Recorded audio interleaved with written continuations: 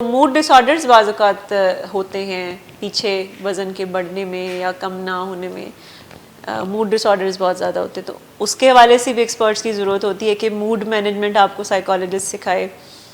سو experts کا role بھی 16% ہے، اور گرو کا ہونا بہت ضروری ہے کہ جو آپ کو گائیڈ کرے، آپ کو بتائے، اور وہ جو سکلز کی بات ہے وہ آپ کو سکھائے، کیونکہ اس کے لیے آپ کو کوئی تو ایکسپرٹ ڈھونڈنے کی ضرورت ہے. اس سوچ سے بھی نکلنے کی ضرورت ہے کہ ہمیں کسی کی ہیلپ کی ضرورت نہیں ہے، ہم خود ہی سیکھ لیں گے، اس کی کیا ضرورت ہے. بہت سارے لوگ ایک دوسرے سے مشورہ کر کے ان کو لگتا ہے بس کافی ہے. بہت سارے لوگ کسی مشہور سیلیبریٹی کا ڈائٹ پلان فالو کرنا شروع ہو جاتے ہیں کہ بس وہی کافی ہے.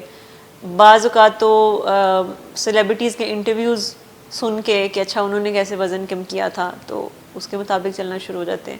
سو ہمیشہ کوئی اپنی فیلڈ کا ایکسپرٹ ہو، کوئی پروفیشنل ہو جس سے ہمیں ڈسکشن کی ضرورت ہوتی ہے کہ کیسے ہم اپنے وزن کو کم کریں. پھر اس کے علاوہ فٹنس کے حوالے سے جیسے میں نے کہا کہ کوئی جم انسٹرکٹر ہو سکتا ہے، کوئی فٹنس انسٹرکٹر ہو سکتا ہے جو کہ آپ کو ایکسرسائز کے حوالے سے ہیلپ کرے اور وہ آپ کو گائیڈ کرے کہ کس طرح سے آپ اپنے وزن کو کم کر سکتے ہیں بغیر تھکائے.